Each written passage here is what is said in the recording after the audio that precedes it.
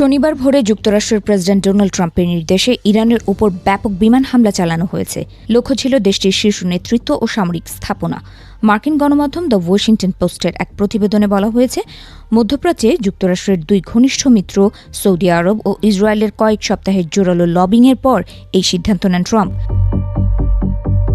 প্রতিবেদন অনুযায়ী জনসমক্ষে কূটনৈতিক সমাধানের কথা বললেও সৌদি যুবরাজ মোহাম্মদ বিন সালমান ব্যক্তিগতভাবে একাধিকবার ট্রাম্পকে ফোন করে ইরানে হামলার পক্ষে মত দেন।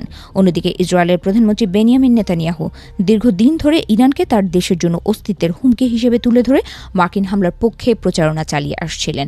এই সমন্বিত চাপের ফলেই ট্রাম্প প্রশাসন সামরিক পদক্ষেপ নেয় বলে জানানো হয়েছে। হামলার প্রথম ঘণ্টাতেই ইরানের সর্বোচ্চ নেতা আয়াতুল্লাহ আলী খামেনি এবং বেশ কয়েকজন জ্যেষ্ঠ সামরিক কর্মকর্তার মৃত্যু হয়েছে বলে দাবি করা হয়েছে। বিশ্লেষকদের মতে এটি যুক্তরাষ্ট্রের দীর্ঘদিনের নীতির বড় পরিবর্তন। গত কয়েক দশক ধরে প্রায় 9 কোটির বেশি জনসংখ্যার একটি দেশের সরকারকে সরাসরি ক্ষমতাচ্যুত করার মতো পূর্ণাঙ্গ সামরিক অভিযান থেকে বিরত ছিল ওয়াশিংটন। ট্রাম্পের আগের সামরিক পদক্ষেপগুলোও ছিল সীমিত পরিসরে, কিন্তু এবারের হামলা তার চেয়ে অনেক বিস্তৃত এবং স্পষ্টভাবে শাসন কাঠামোকে লক্ষ্য করে পরিচালিত। উল্লেখযোগ্য বিষয় হল, হামলার আগে ইরানের সঙ্গে আলোচনা চলছিল।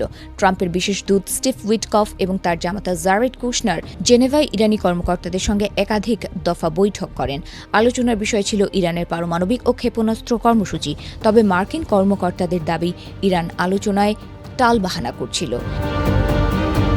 শনিবার নিজের সিদ্ধান্তের ব্যাখ্যায় ট্রাম্প বলেন, যুক্তরাষ্ট্র আসন্ন হুমকির মুখে ছিল। তার অভিযোগ, ইরান পারমাণবিক অস্ত্র তৈরির কাজ চালিয়ে যাচ্ছে এবং দূরপাল্লার ক্ষেপণাস্ত্র উন্নয়ন করছে, যা অচিরেই যুক্তরাষ্ট্রের মূল ভূখণ্ডে আঘাত হানতে পারে।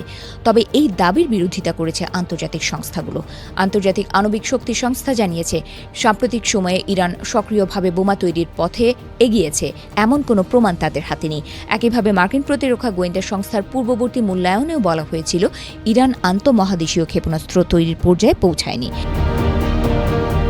এই হামলার পেছনে আঞ্চলিক রাজনীতির জটিল সমীকরণও রয়েছে। শিয়া প্রধান ইরান ও সুন্নি নেতৃত্বাধীন সৌদি আরবের মধ্যে দীর্ঘদিনের প্রতিদ্বন্দ্বিতা মধ্যপ্রাচ্যে একাধিক প্রক্সি সংঘাতের জন্ম দিয়েছে।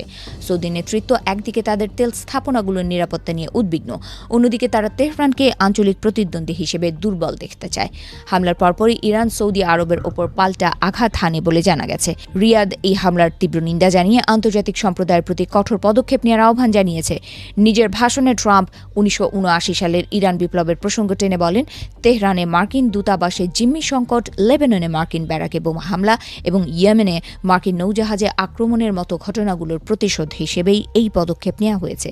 তিনি এটিকে কয়েক দশকের সংঘাতের জবাব বলে আখ্যা দেন।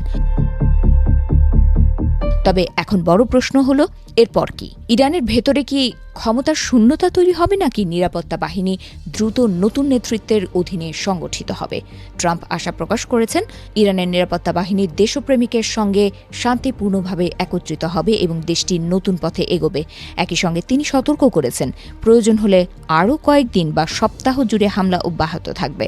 বিশ্বজুড়ে কূটনৈতিক মহলে উদ্বেগ বাড়ছে। মধ্যপ্রাচ্যে যুক্তরাষ্ট্রের বৃহৎ সামরিক উপস্থিতি, ইরানের সম্ভাব্য পাল্টা প্রতিক্রিয়া এবং আঞ্চলিক জোটগুলোর অবস্থান, সব মিলিয়ে পরিস্থিতি অত্যন্ত স্পর্শকাতর।